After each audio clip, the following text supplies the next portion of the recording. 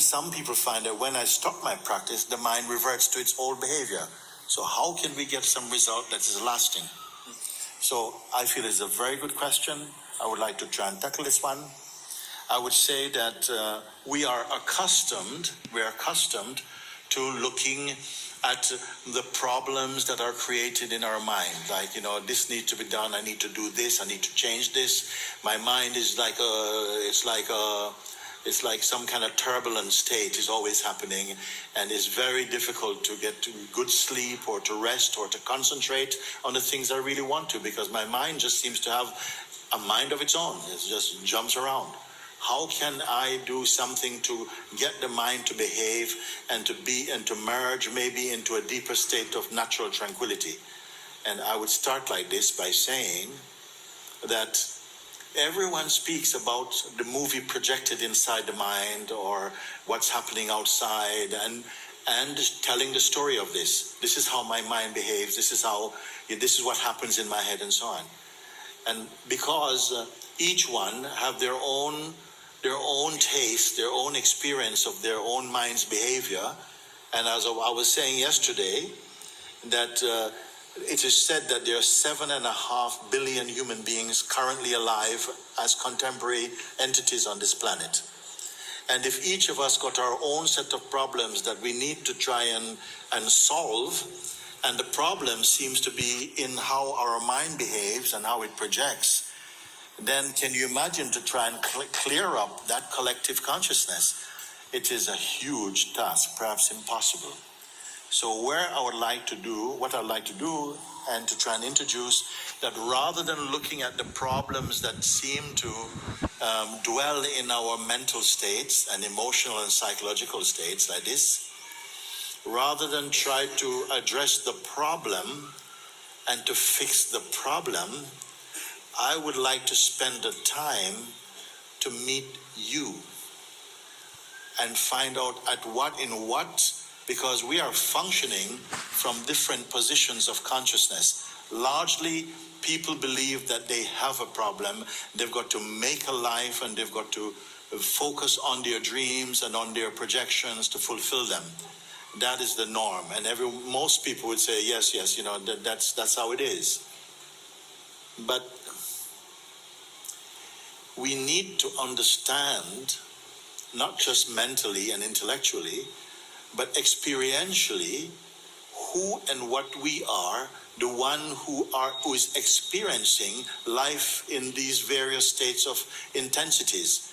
I want to bring it back to the one who first is suffering from the mind's behavior, and just look at that one and to find out if that one is true. Let me give an example. So if someone is saying that, my mind is so turbulent and, from as soon as I wake up, it gets going. It's like, it's just running, a commentary about life. And I have very little time to really rest. Even if I don't do any physical work, at the end of the day, I'm exhausted because of the mind, you see? So I'm going to bypass first the story that is being presented, the activities that we are so involved in, and ask you, the person, because I've come to see that all problems are person-based. It's like, this is my personal experience is like that. And I want to ask you right now, and I think it's an easy enough question, actually, although it might appear to be new. The one who is saying, this is how things are for me, is the voice of this one reliable? Just take a moment, no? The one who is saying, this is how my life is, this is how it looks for me, and this is what I have to do. This I, me, my, mine, this references the one who is speaking these things, who is saying that if only things were like this, I would be just happy all the time. I would be content. Is this voice consistent or reliable? Can we have some feedback on this? No. So, the one who is asking for help today maybe refuse help tomorrow. Or if the help comes, they say, no, that's not the help I want, and I want this help, and so on. Or now, today, everything is wonderful, wonderful. Can we just press pause, and I'll just keep enjoying this moment? Is this voice reliable? Is it trustworthy? Just stay with me for a moment on this one. Because if it can be discerned, if it can be recognized, that the one who is speaking and saying, my life is in a terrible state, I don't know what to do with my life, and so on, is a truthful voice, and that voice represents you, then it means that this is who you are. Would you agree that this is a true reflection or representation of what you are? I would be nice to get a bit of feedback on this one, so we can proceed. Okay? So something, a deeper field of observation, which we have not made use of so far. When the question is asked, is that voice your true voice? Is that voice, or the one who is saying, this is happening to me, and this thing is happening, and these people are making my life hell, and so on. If this voice is truth, or is the one who is saying it true? Can I ask again about this? No, okay? Now, to answer this question, there must be a place that is observing or capable of observing this characteristic or this sense of person. Would you agree or not? That can say, actually, yes, this voice is like this, and these feelings are like this. Sometimes I feel like this, sometimes I feel like that. I have many different range of feelings. Which one of those feelings represents you most? Well, none of them. They are just like clouds passing somehow. I am saying this so that we can begin to identify if that voice that is speaking is not realistic and reliable. Can the thing it's talking about be reliable? Let's take a moment. I'm going to slow down a little bit, because so revealing, so transforming is this direction we are taking, which if we have an hour, we can make some results out of it. I don't want to leave you with any philosophy, with any kind of thing to say, you believe in this, or you do some mantra about this. I want to only look at something that is practical. It is now, it is truthful. It's not something that you have to do. And I wonder how far we can get in the time that we have. We have made a good start. So far, I've looked at what we feel about life.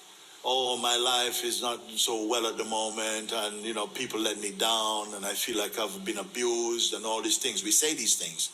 But we say different things to different people also. And we say different things depending on our mood.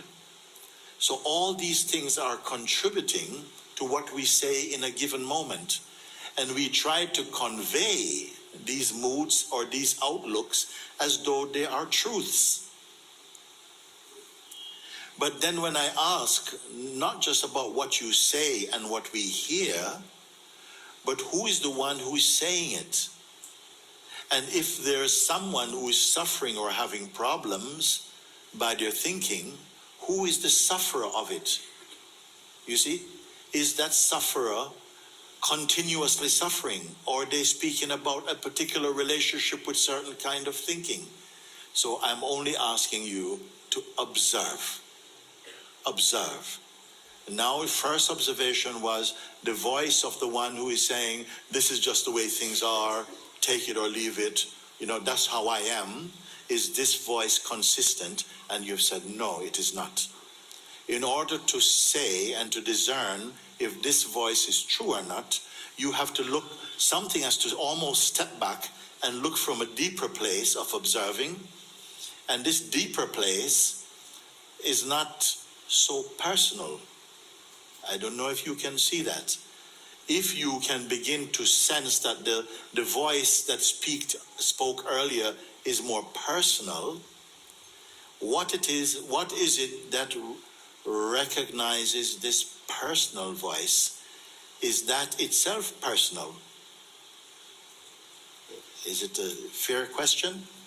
In order to recognize that that voice is not true, and that sense of personhood or identity is not consistent. So I don't want to say that represents who I truly am. You with me?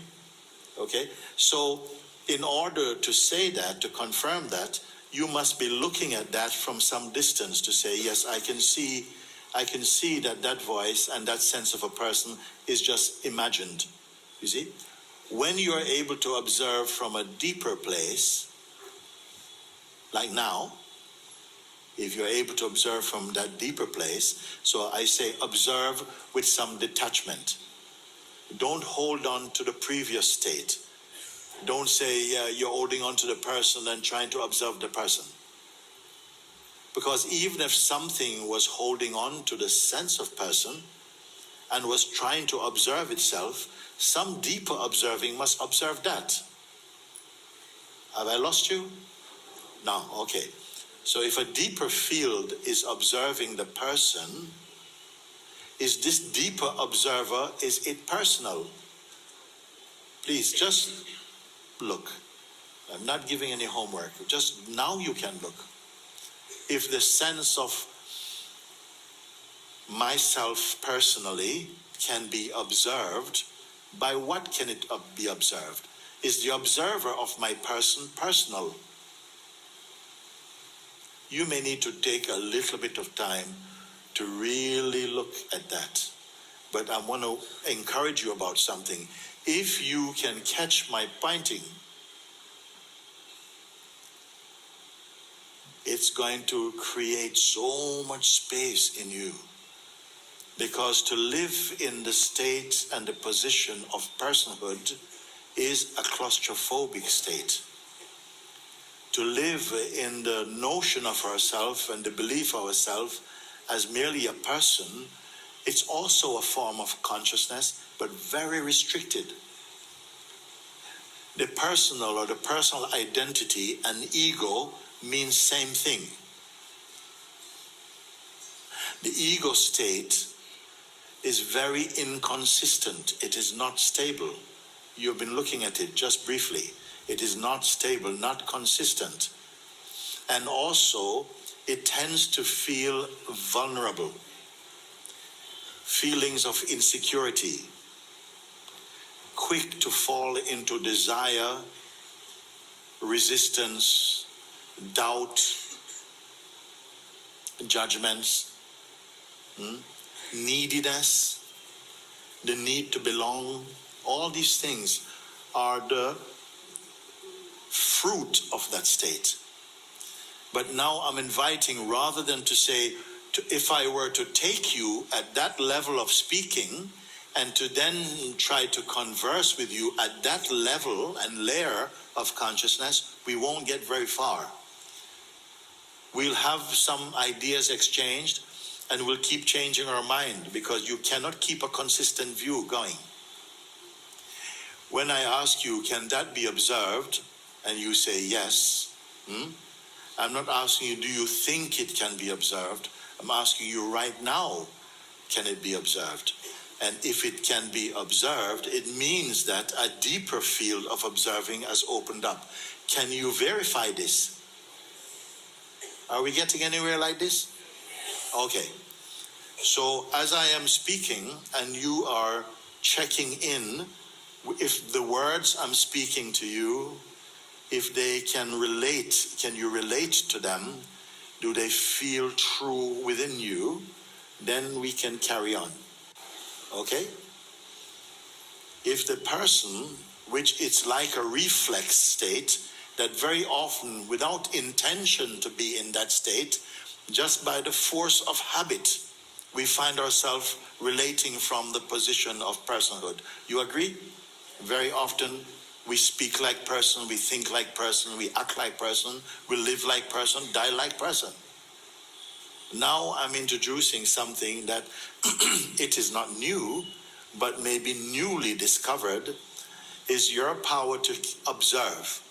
And observing is one of the great steps and powers that we have that's largely unexercised, not used, because the reflex is to relate from the position of personhood. In the realm of personhood, you have many dreams and aspirations, largely unfulfilled, because it takes a lot of effort to project and to fulfill your projections at the level of personhood. So we're just taking a little step back from the state of personhood to be in the place of the witness of the person. Witnessing and observing, same thing. If I say, to be able to answer the questions that I'm putting, you must step back and look from a deeper place where you can still observe, and in your observing field is the person and its projections. So in other words, we are living in an idea we have of who we are. And the idea we have of who we are is suffering from its own projections also. If you can begin to observe, I am not telling you stop thinking, destroy your mind. I don't have to say that. I'm just saying leave it where it is for the moment, but pay attention to your power to observe. You're with me? As you observe without identifying, please pay a little attention just to the environment of the observing place. Is it erratic and tense, or is it more quiet and stable?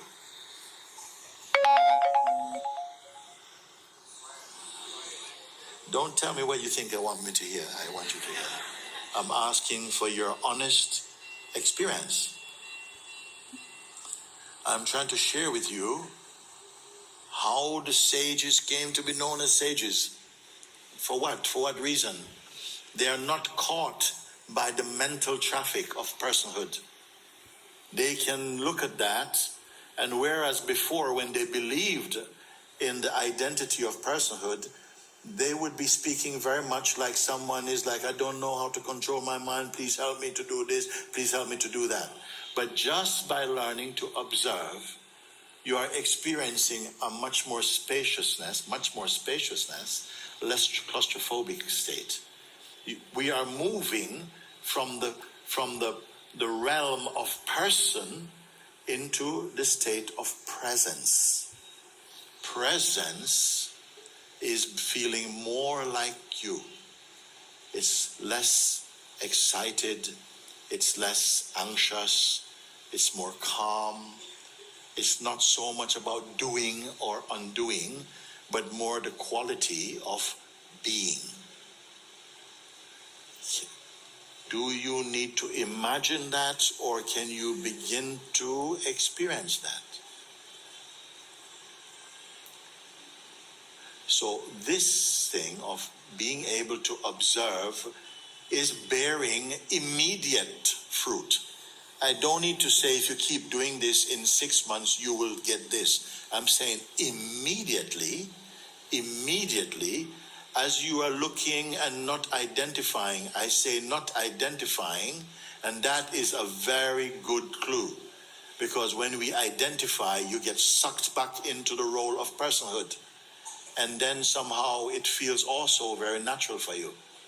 But once you begin to observe and see that there's nothing that you need to change or do or fix or become, you are already experiencing your natural beingness. And naturally you feel better, feel more calm, more stable. Once you begin to experience this, you see, you naturally, intuitively, spontaneously know you're in the right place.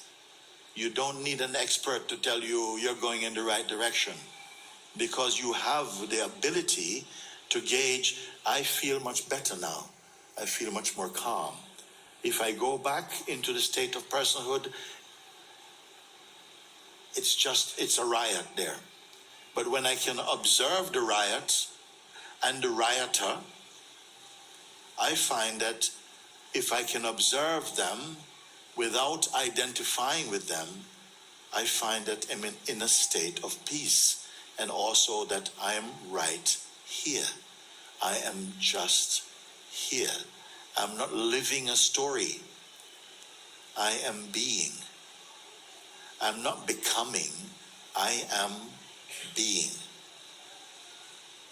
So that is the first major shift. As soon as you begin to recognize and experience this state of being, the old state of mind and restlessness becomes very unattractive for you. And its assertions that you need to do this, you need to do that, you need to change that, feels more distant.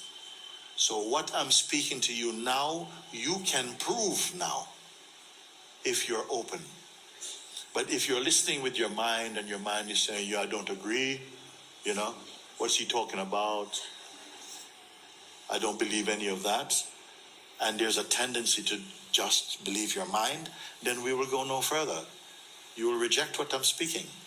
But if you say, hang on a second, let me listen. What he's saying is not hurting me. There may be some resistance coming up. And I want to talk to you a little bit about this resistance, because in everyone, there's a force that seems to be calling you to stay in personhood, to live and think that you're only a person, to have the problems of a person, to try and solve them like a person, and to go from day to day, hour to hour, minute to minute, in this state of personhood, concerned about always perishable things, and in some way blocking a deeper possibility of discovering the truth of yourself. As you begin to break out of this little tiny space of personhood into the larger space of observing, you see, immediately you're feeling more spacious. So that's the other power. The first power, the one side, it's trying to keep you in the notion and the belief of personhood.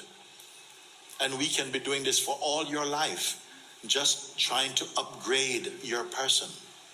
But when you begin to observe, you are observing the person and begin to see how fickle, how unreal, how unpleasant, how restricted the person is.